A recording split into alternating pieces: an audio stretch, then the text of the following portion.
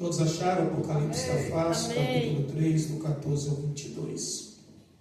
E ao anjo da igreja que está em Laodiceia, escreve isso e diz: Amém. A testemunha fiel e verdadeira, o princípio da criação de Deus. Eu sei as tuas obras, que nem és frio e nem quente. Tomara fosse frio ou quente. Assim, porque é morno e não és frio e nem quente, vomitar-te-ei da minha boca. Como os diz, rico sou, estou enriquecido, nada tenho falta, e não sabe que é um desgraçado, miserável, pobre, cego e nu. Aconselho-te que de mim compre ouro provado no fogo, para que te enriqueça, e vestes branca para que te vista, e não apareça a vergonha da tua nudez. E que unja os olhos com colírios, para que veja. Eu repreendo e castigo todos quanto amo. Sê, pois, zeloso e arrepende-te. Eis que estou à porta e bato. Se alguém ouvir a minha voz e abrir a porta, eu entrarei em tua casa, e com ele cearei, e ele comigo. Ao que vencer, lhes concederei que assente comigo no meu trono, assim como eu venci e me assentei com meu Pai no meu trono. Quem tem ouvidos, ouça o que o Espírito diz à igreja. Por favor, se sente.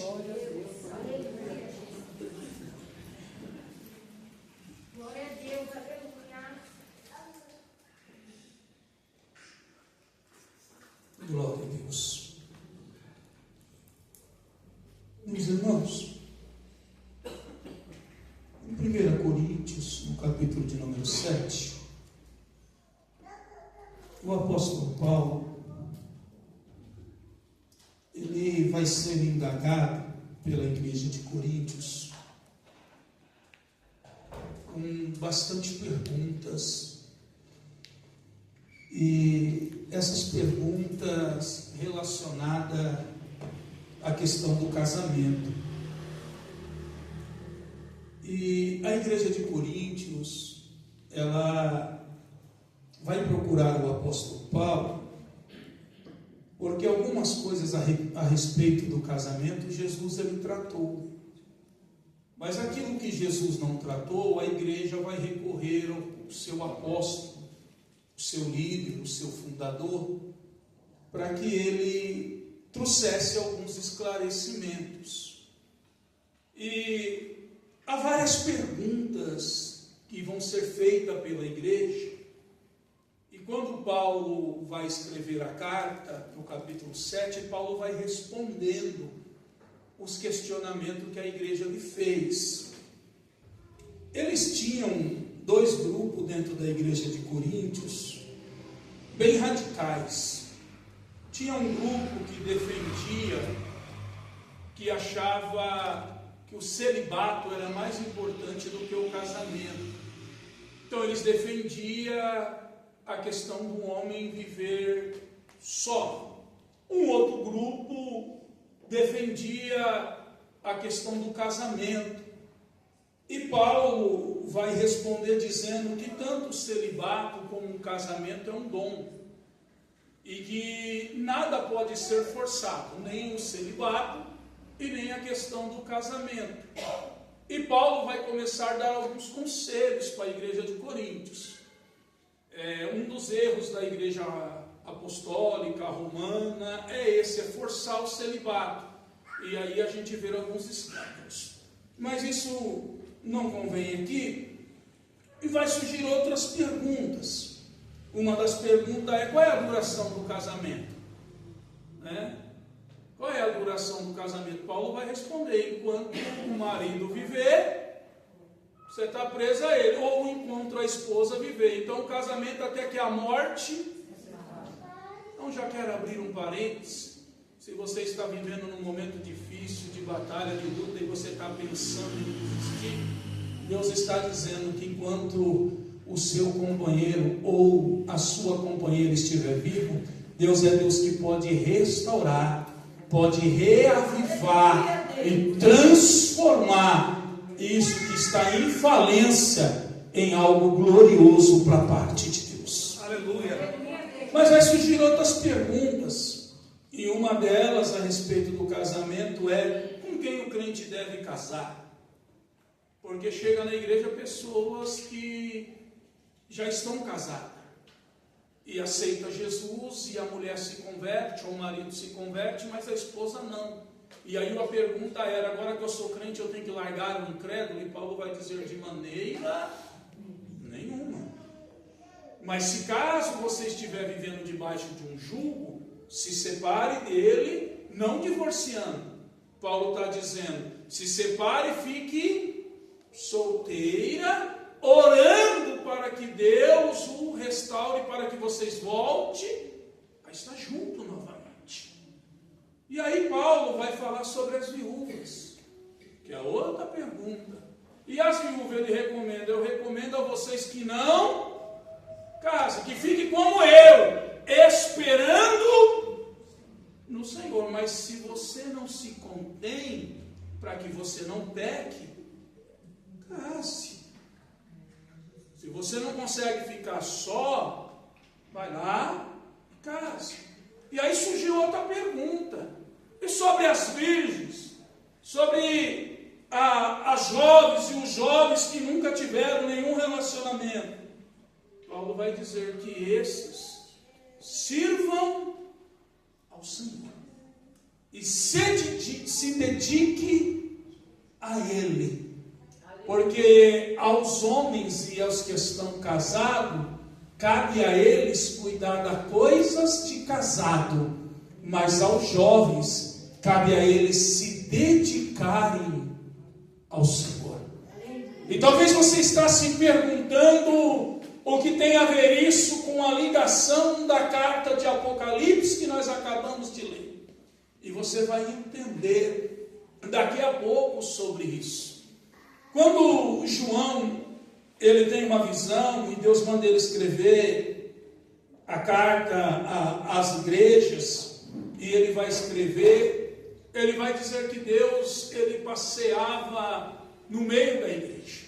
Ele vai dizer que Deus mandou ele escrever essa carta e que Deus andava no meio da igreja do Senhor. Quando chega na igreja de Laodiceia, se você parar para pensar e você comparar essa carta com todas as outras cartas, você vai ver que essa igreja aqui, ela não está passando por nada que as outras igrejas passou. Teve igrejas que tinha falsos profetas no meio dela, e eles tinham que combater os falsos profetas. Tinha igreja que estavam sendo perseguida por judeus, e eles tinham que se manter firme e enfrentar a sinagoga de Satanás. Tinha igreja que estava sendo perseguida pelos funcionários de Roma, e tinham que estar firme e guardando a palavra do Senhor. Tinha igrejas que estavam com coisas ocultas, escondidas, pecados, coisas que Deus não aceitava e que estava tolerando. Tinha igreja que tolerava o espírito de Jezabel. Mas quando você chega nessa carta, você vai ver que o problema dessa carta não é falsos profetas. Você vai ver que o problema dessa carta não é falsos ensinadores. Você vai ver que não tem perseguição de fora. Não é ninguém atacando essa igreja. Você vai ver que também não há divisão dentro dela. Quando você começa a ler essa carta, você não vê Deus apontando o pecado. Você não vê Deus apontando afronta Quando você começa a ler essa carta, você vai ver o que aconteceu com essa igreja. Não foi uma perseguição, não foi um levante, não foi um ensinamento errôneo da palavra de Deus. Não tem ninguém em fornicação, não tem ninguém no adultério. O que aconteceu então com essa igreja? Você vai ver que Deus não lista pecados, Deus não lista questões de conflito, como nas outras 6 igrejas. E o que aconteceu então com essa igreja? O que está acontecendo com a igreja no dia de hoje? Porque essa igreja parece muito com a igreja atual. E quando eu digo igreja, eu queria que você tirasse o nome da instituição Batista Santuário, ou Jesus foi ali e volta já, e você colocasse o teu nome. Quando falar de igreja, você dissesse: é comigo, é eu, não é parede, não é CNPJ, não é igreja brasileira ou igreja de fora do nosso país internacional. É igreja pessoal, é igreja é o lugar que o Espírito Santo habita. Glória a Deus. O que aconteceu com essa igreja? O que aconteceu é que ela não influenciou a cidade onde era localizada, e ela foi influenciada pelo local, pelo contexto que ela vivia. Quando você estuda a localização, a geografia, o local dessa igreja, você vai entender que nós não estamos falando de uma cidade pobre. Você vai entender que nós não estamos falando de um bairro simples. Quando a gente estuda a respeito de Laodiceia, ela vai levar o nome da sua cidade. Você vai entender que era um lugar de um povo, de uma condição financeira muito alta. Essa cidade, ela está localizada no meio dos banqueiros. Os banqueiros habitam sobre essa cidade. É uma cidade de um grande comércio. Ela está localizada junto a Colossos. Tem uma outra cidade. De Colossos vem a água quente. De Hierópolis vem a água fria, e quando se junta em Laodiceia, a água é morna. Então, em Colossos tem água quente, e em Hierópolis tem água fresca, mas em Laodiceia a água é morna. Esses irmãos são irmãos que têm condição financeira muito alta. Esta cidade, ela é uma cidade comercial. A melhor lã é ela que tem para as melhores roupas. Ela também tinha um pó chamado de pó frígido, que era para fazer colírio e também para fazer pomada para uso do ouvido. Então, ela exportava o produto, o remédio para os olhos e para os ouvidos. São os irmãos abastados. Vão para o culto com as melhores vestimentas. Acaba a reunião, o culto, comem nos melhores restaurantes, tem o melhor transporte, o melhor sapato, mora nas melhores casas. E eles batem no peito dizendo: não sentimos falta de nada. Somos agraciados. Estamos bem. E o Espírito Santo, aleluia, que passeia no meio da igreja, aleluia, glória a Deus, ele não Santo é Jesus, apenas o teu seguidor, aleluia, Porque o teu seguidor, ele vai lá e vê você postando, sorrindo, você postando, comendo a melhor comida, no seu melhor passeio, você de alguma forma, como um dia o Abner disse aqui no púlpito, um dia pregando, talvez ostentando alguma coisa, mas o Espírito Santo não olha você por fora e nem me olha por fora. A Bíblia diz que Ele nos conhece na intimidade. Aleluia.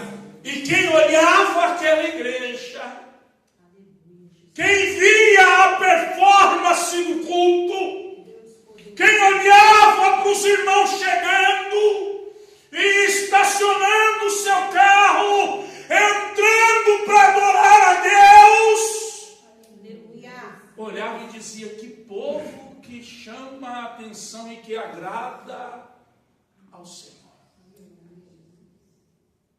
Estavam ocupados demais, estavam preocupados demais em fazer negócios, estavam preocupados demais em trabalhar para adquirir conforto.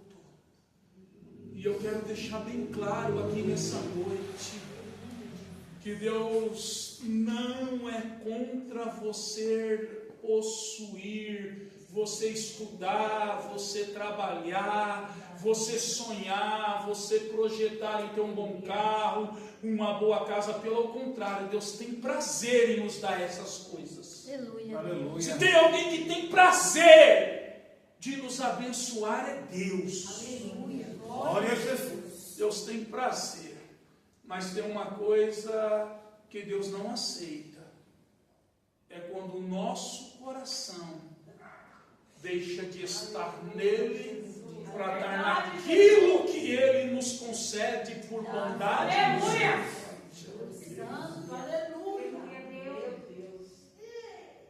Existe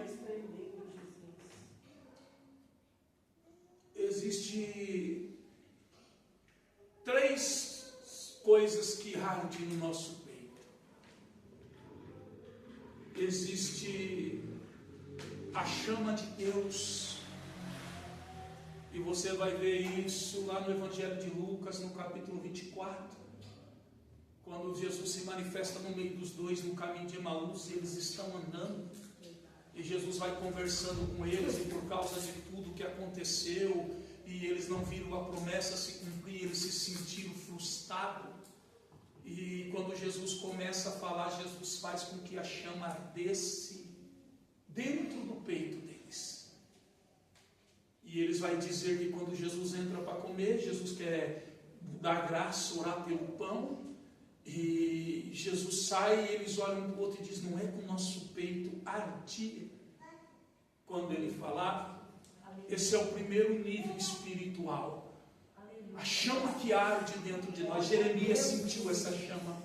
Um dia Jeremias olhou e disse: eu vou abandonar esse negócio de profeta, de pregar, de ensinar, de sair falando. E ele vai chegar a dizer isso. Ele vai relatar o estado dele. Ele vai olhar para Deus e dizer assim: olha, tu me iludiu, e iludido eu fiquei. Eu falo, eu profetizo, e eu não vi o cumprimento do que o Senhor falou. Eu vou parar com esse negócio de pregar, eu vou parar com esse negócio de ministério, de ser louca, de Deus, de ser aquele que traz a mensagem para o povo. E de repente Jeremias dizia: eu não me contive, uma chama invadiu meu peito, invadiu a minha alma, e a voz de Deus bradou dentro de mim.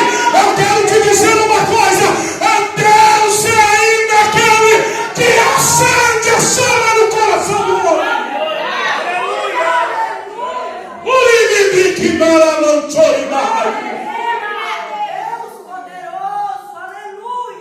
Mas existe outro estágio que o homem vive, e Jesus falou dele lá em Mateus 24. Jesus diz: por aumentar a iniquidade, o amor de muitos esfriaria. Por causa do pecado, por causa da iniquidade. Aleluias. Glória a Deus. de um demônio chamado não tem nada a ver. Isso é o nome de um demônio. Não tem nada a ver, não. Isso pode, não tem nada a ver. Ah, não tem nada a ver. A iniquidade foi entrando. E por não ter mais nada a ver, tudo me é lícito. Mas nem tudo nos convém. Tem coisa que não é questão de ser pecado. Tem coisa que é questão se agrada a Deus. Verdade, Deus. Não. Aleluia. Tem coisa que não é questão se a Bíblia está dizendo não. Como assim, pastor? Então se a Bíblia não diz não, eu posso fazer, mas ela também não está dizendo sim. Então quando ela não diz nem sim, nem não, não faça nada. Como que é isso? A Bíblia não proíbe tatuagem, mas ela também não manda fazer. Então não faço. É simples. Paulo diz: sedes os meus imitadores, como eu sou de Cristo. Então, se é para a gente imitar a Paulo, porque Paulo imitou a Cristo, eu preciso olhar se Cristo tem tatuagem, eu vou ter, se Paulo teve, eu vou ter, se nenhum teve. Eu não faço. Aleluia, Deus. Ah, pastor, mas tem uma igreja aí que está ensinando, que está escrito na coxa de Jesus, Rei dos Reis e Senhor dos Senhores, que aquilo é uma tatuagem. Então aguarde para você fazer quando você chegar no estado que Jesus chegou. Aleluia. Que estado ele chegou? Enquanto ele era homem e andava com um corpo humano, não estava escrito na coxa dele Rei dos Reis, Senhor dos Senhores. Quando você chegar no céu, você pede para Jeová, que escreveu na coxa dele, escrever na sua. Simples. E aí, a gente deixou de manter uma santidade. A gente deixou de ter uma vida de oração. A gente deixou de ter uma vida de comunhão com Deus.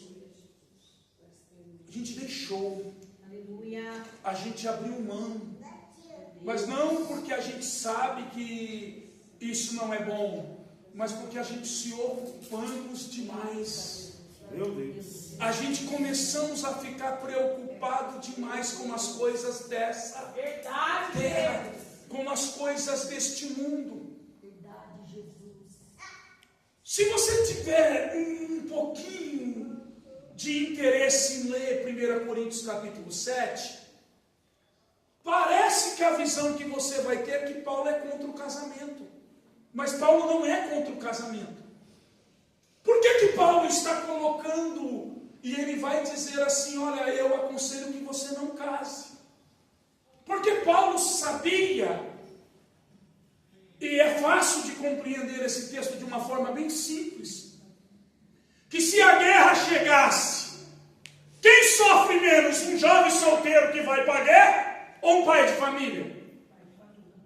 Preocupado. Deixei uma mulher, deixei um filho, o que será da minha família? É isso que Paulo está querendo dizer, que aquele que é só no momento de guerra, ou aquele que está passando por um momento de luta, de provação, ele não tem a preocupação que um pai de família tem. E aí ele vai dizer, diga aos casados que cuide das coisas, mas fica um conselho aos solteiros, se preocupe com as coisas do... E por causa da coisa de casar, por a gente ter responsabilidade, e você vai ver depois Paulo falando sobre o casamento em Efésios, vai comparar a esposa como a igreja de Cristo, vai comparar a mulher como a igreja, querendo dizer para o homem como ele tem que tratar a sua esposa.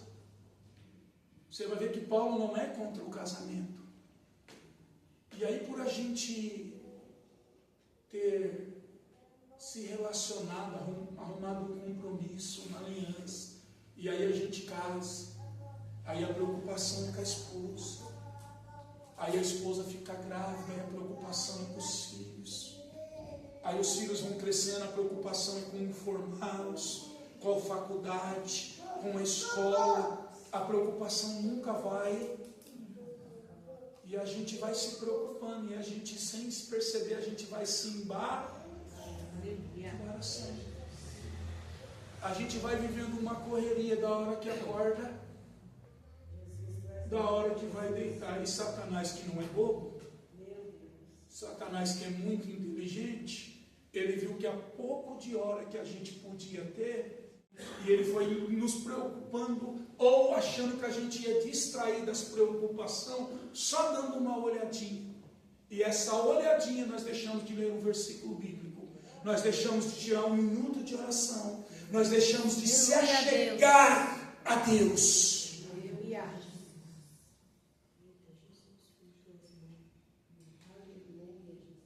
Você já parou para pensar naquele grande dia? E eu almejo esse grande dia no arrebatamento da igreja. Alguém dizendo assim: mas Senhor, me dá uma oportunidade, porque não é que eu não quis ir, eu não teve tempo. Já pensou se Deus postar um telão assim, ó, do tempo que a gente passou na televisão, do tempo que a gente passou em diversão, ou no celular na nossa frente dizendo: olha, não foi falta de tempo, foi falta de prioridade. Aleluia, Jesus. Verdade, Deus. Aleluia. Pedro, você acabou de lavar a rede, você acabou de pôr o barco na praia, você passou uma noite inteira pescando, não apanhou? Eu vou dar uma ordem para você voltar pela manhã e continuar pescando, que sobre a minha palavra você vai ter isso. Pedro volta e tem êxito. Jesus está à beira, aproximando da cruz. Ele pega quem e convida para subir no monte para orar. Quem ele chama? Quem é que ele chama para orar com ele?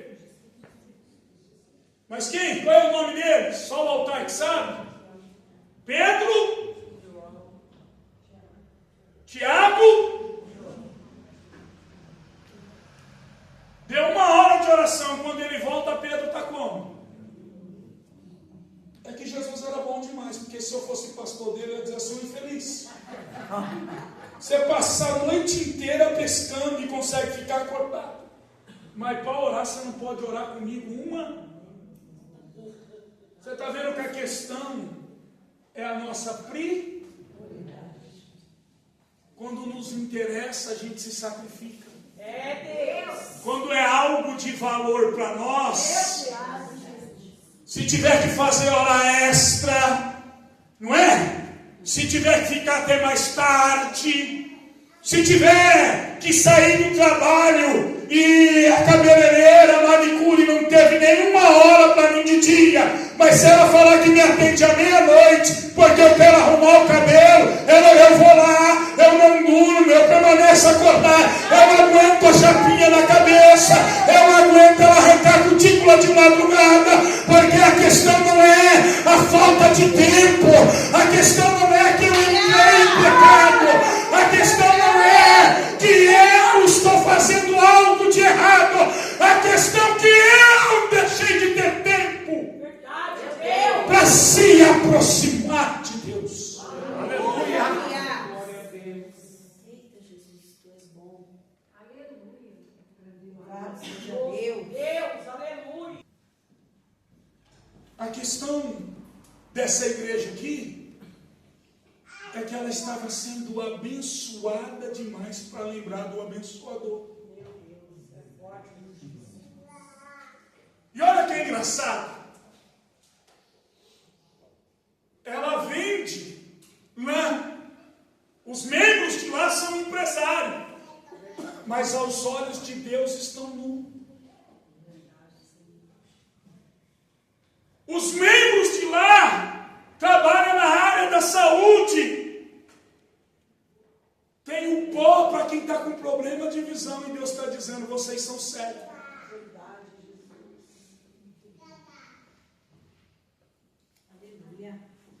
Eles se sentem ricos porque eles têm posse. E Deus está dizendo: aos meus olhos vocês são pobres e miseráveis.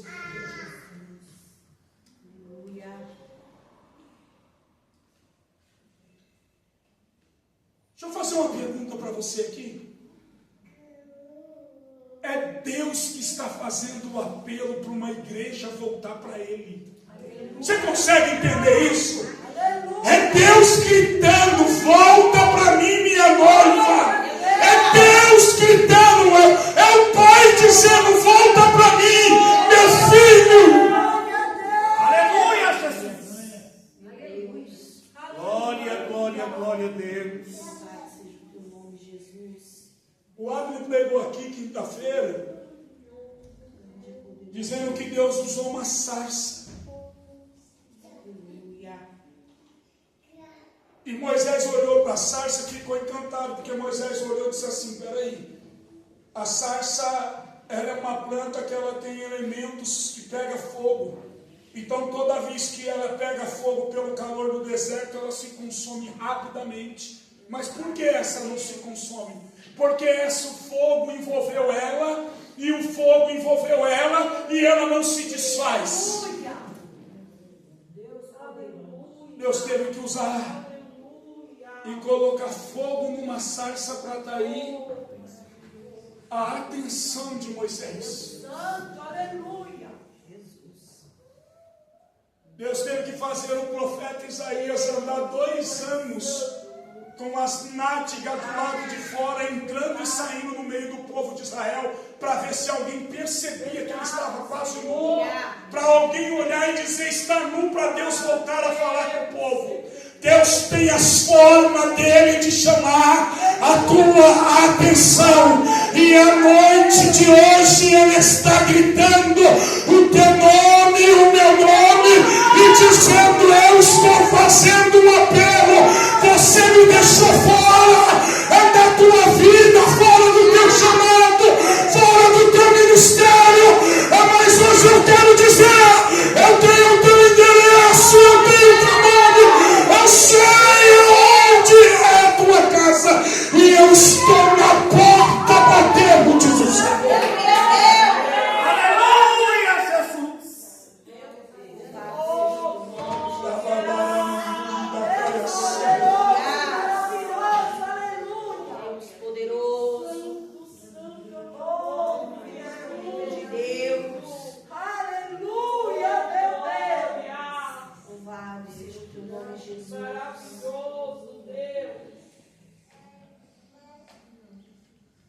A gente precisa saber dosar as coisas. A gente precisa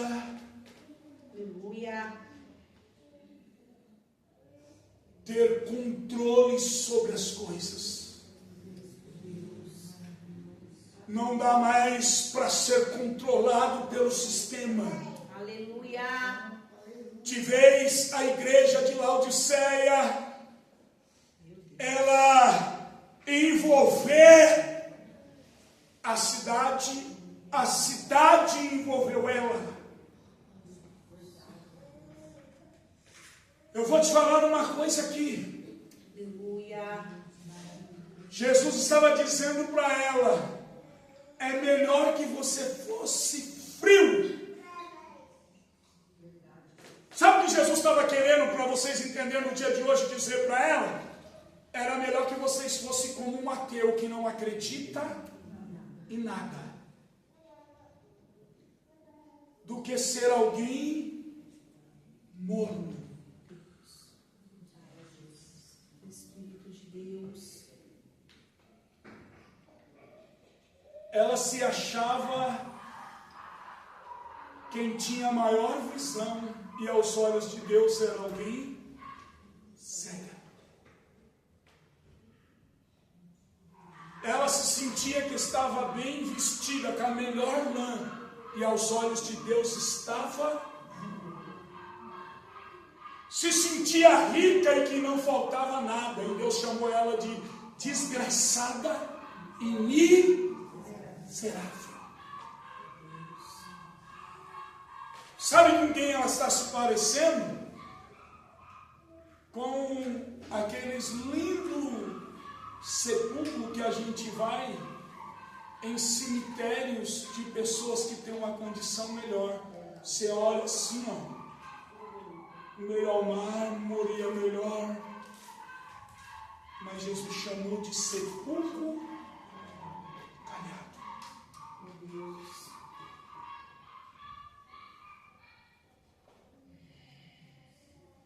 Ele passeia em nosso meio. Aleluia, Deus. Glória a Jesus. Glória a Deus. A gente, de tanto ouvir essa palavra que ele passeia em nosso meio, a gente ouve isso sem ter profundidade. O que quer dizer que ele passeia em nosso meio? Isaías vai dizer: ele passa o seu exército, o teu povo em revista.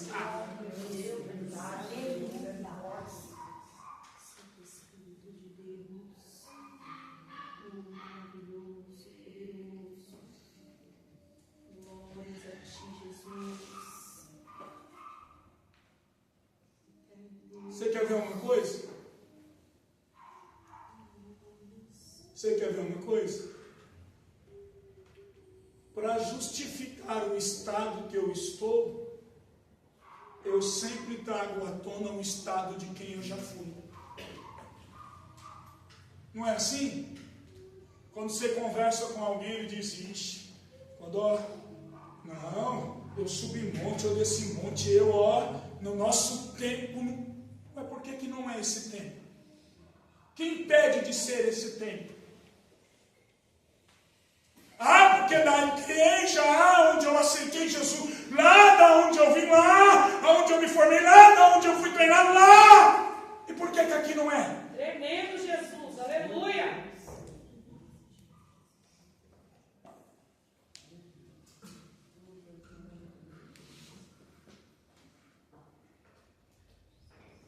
A gente usa o passado para justificar o nosso estado do presente. Só que aí o escritor aos Hebreus vem e quebra as nossas pernas. Porque ele diz: vocês usam o passado, então vamos lá. O Deus que vocês buscavam no passado é o mesmo de ontem, passado. Vocês estão nesse estado porque vocês querem, porque Ele é o Deus de hoje. E se vocês também hoje tomar uma posição, Ele é o Deus que faz amanhã. Aleluia! Aleluia. Então o escritor aos Hebreus está deixando para nós: você foi fervoroso, você teve experiência, você foi íntimo, você teve visão da parte de Deus. Glória a Deus. Eu aprendi algumas coisas com alguns pastores. Coisas simples, bem simples. E se você aprender, você vai identificar alguém que acha que tem uma coisa que não tem. Meus pastores diziam assim para mim: o dia que você vê alguém dizendo assim, eu sou humilde, ele não é, ele é arrogante. Porque quem é humilde não diz que é humilde. Um dia ele disse para mim: você quer saber quem tem visão da parte de Deus? Eu disse: visão que o senhor está dizendo é visão espiritual ou visão de enxergar as coisas, de conduzir a obra?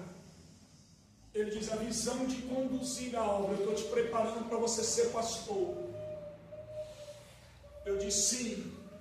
Ele disse para mim assim, que toda vez que alguém não tiver sucesso no ministério ou no cargo que ele exerce, ele sempre vai alegar que a direção está sem visão. Porque ele fracassou na missão que ele estava, e ele vai alegar que alguém está sem visão. Observe, Do quarto dele, ele intercede pelo rei. E do quarto dele, ele vê o inimigo tramando contra o rei. Ele avisa o rei dizendo: não passe lá, porque lá tem emboscada. Ele não fala para o teu servo, e o servo não é Geazi. Geazi já foi destituído do cargo do profeta, porque Geazi foi atrás de Naamã, querendo o dinheiro de Naamã e a lepra, foi leproso. Então agora quem anda com Eliseu é um novo discípulo. Ele não é experiente, mas Eliseu é. Eliseu não olha para o discípulo e diz: ó, você está comigo, cara, e eu tenho visão. Quem tem visão não fala que tem visão. Quem tem visão, as pessoas vêem pelas obras. Aleluia, Jesus. Pela atitude. Santo Deus. E aí o moço acorda de manhã. Você vê que o menino tem até uma boa intenção, não é preguiçoso, não fica dormindo até altas horas. É alguém que levanta para servir. E quando ele levanta, ele vê a casa cercada. Não é o exército todo que o rei mandou, mas ele se apá. Você vê Eliseu saindo dizendo: ô filho, fica calmo aí, chefe. Você anda com um pastor que tem visão. Fica tranquilo aí, você anda com alguém que enxerga lá na frente. Meu Deus! Você vê ele falando isso? O que você vê ele fazendo? Senhor, abre os olhos dele. Porque quem tem visão não diz quem tem, mas quem tem visão pega quem está sem visão e traz para dentro da sua visão. Eu acho que a igreja precisa aprender isso aqui. Não é eu que vou andar na sua visão. Não é eu que vou andar na visão do pastor Leandro. É eu que vou trazer o pastor Leandro para andar na visão que Deus me deu. O pastor Leandro, o pastor Israel, a missionária Neide, a pastora Thaisa, a Michele, a missionária Sônia, os diáconos, eles são os discípulos que andam comigo. Eu não faço nada sem eles, mas não é a visão deles que faz eu caminhar. É a visão que Deus me deu, que tem que envolver eles para andar na minha. Aleluia. Deus santo, aleluia! Senhor, abre os olhos dele, porque se ele vê o que eu vejo, ele vai sentir o que eu sinto, e ele vai confiar na missão que o Senhor me deu. As escamas dos olhos do moço caem, e ele olha e não vê agora o exército inimigo apenas. O exército inimigo continua lá, mas ele consegue enxergar quem? O exército da parte. Glória a Deus! Aí ele tem confiança no seu líder. Qual a confiança? Porque o líder não diz para ele: ô, chega em mim porque eu sou assim com o homem. Não. Quando os olhos dele abriu, que ele viu os anjos de Deus, ele olhou e disse assim: ei, quem está com o meu líder se responsabiliza. Aleluia! Aleluia, Jesus. Quer saber quando alguém tem visão? Ou quando alguém chegar em você e dizer assim: ó, fulano está sem visão? Compara a vida de alguém que está dizendo que fulano está sem visão com aquele que ele está dizendo que está sem visão, e veja quem está sem visão realmente. Compara o lar dele, a casa dele, compara a chamada dele, compara tudo aquilo que ele faz com quem ele está atribuindo que não tem visão. Só comparar. É simples demais. Eles estão dizendo: nós temos o melhor remédio para os olhos, e Deus está dizendo: não adianta nada, aos meus olhos vocês são cegos.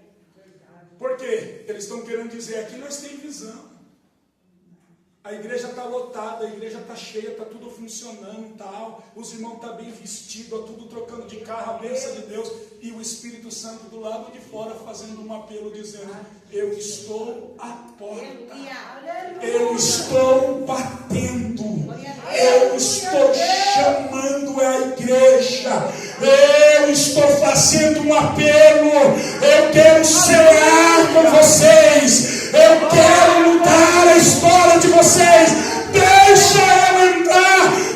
O Espírito Santo estava gritando, dizendo assim: vocês estão cheios de si mesmo, cheio do eu, cheio do eu sei, cheio do eu faço, cheio do eu conheço. Desvazia e deixa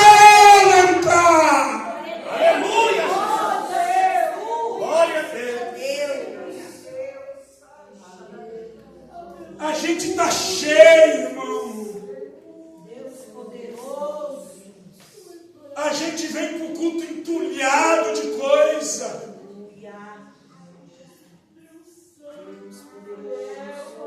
E por isso que Deus não nos renova, por isso que Deus não faz, mas está cheio de nós mesmos. Aleluia. Meu Deus. Isso aqui não tem nada a ver com o texto, não, mas eu vou falar. Você sabe qual foi o problema de Adão? Sabe qual que era o problema de Adão? Que Adão não cresceu um menino, Adão já cresceu grande demais. Você sabia disso? Adão não foi criança. Adão já cresceu homem. Sabe qual é o nosso problema? Que a gente tem peito de pombo. Só minha teologia, só minha visão, é só o que eu sei, é o que eu aprendi. Eu não vou mudar. Eu aprendi assim, vai ser assim, vai nada, vai fracassar, vai quebrar a cara, porque todos os dias Deus nos molda, todos os dias Deus trabalha em nós. Aleluia. Glória a Deus. Todos os dias Deus trabalha em nós. Graças a Deus. Mas essa é a minha visão. Ou você anda na tua visão ou você anda na de Deus. A Bíblia diz: não andarão dois juntos.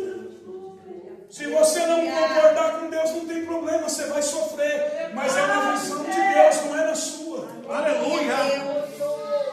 O problema de Adão é que Adão já cresceu, já nasceu grande. E todo mundo que nasce grande demais não quer ouvir opinião, não quer ouvir conselho, não quer ouvir instrução, não quer orientação. Não, eu já sei. Não, do meu jeito. Não, eu vou fazer o que? Esse é o problema de Adão. Então o louvor que a gente cantava aqui, esses dias, se eu não estiver enganado, cantaram. A gente precisa voltar a ser como criança.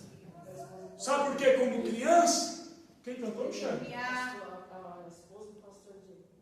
Esposa do pastor Diego, bem lembrado. Sabe por que tem que voltar a ser como criança? Porque a criança, ela sabe que ela está protegida por quem? Ela sabe que ela depende para comer de quem? Ela sabe que ela depende para vestir de quem? Aleluia. Meu Deus. Oh, Deus maravilhoso.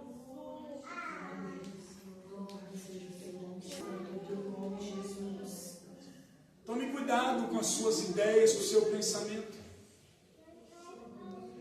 Sabia? Porque quando Davi foi contar o povo, se você ler nesse texto, você vai ver a Bíblia dizendo assim, Vaz, ó. E Satanás colocou um pensamento em Davi. Aquilo foi algo lançado pelo inimigo. Mas você vê Davi dizendo assim: Senhor, me perdoa porque eu fui possuído por Satanás. Ele acha que é um pensamento e uma ideia dele.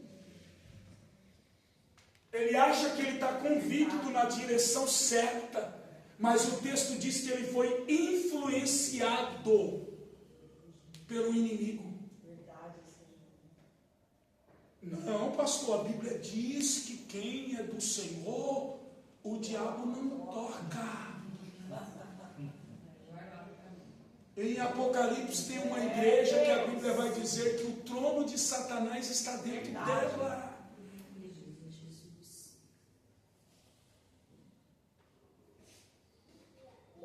Nem tudo que eu penso com relação à obra de Deus vem da direção de Deus. Nem tudo que funciona aqui vai funcionar no Planalto. Teve campanha que foi feita aqui que não foi colocada no Planalto. Está sendo feita uma lá e só vai ser feita aqui porque Deus mandou eu fazer. Mas nem tudo que funciona aqui vai funcionar lá, porque o povo daqui é uma cultura, o povo daqui tem uma estrutura, o povo daqui tem uma mentalidade, o povo de lá, a terra é diferente. Então não adianta querer usar a mesma semente daqui. Lá precisa de outra estratégia.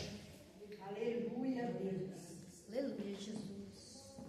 E para isso precisa ter sensibilidade, ser sensível à voz de Deus. Glória a Deus. Eu quero te dizer que Deus tem colírio para os nossos olhos hoje. Aleluia. Eu quero te dizer que Ele tem roupa para nós hoje. Aleluia. E eu quero dizer que Ele tem graça para que eu e você não seja mais tido como desgraçado diante dele. Ele está dizendo, deixa eu entrar. Ele está dizendo, deixa eu cear. Ele está dizendo, tenha tempo para mim. Ele está dizendo,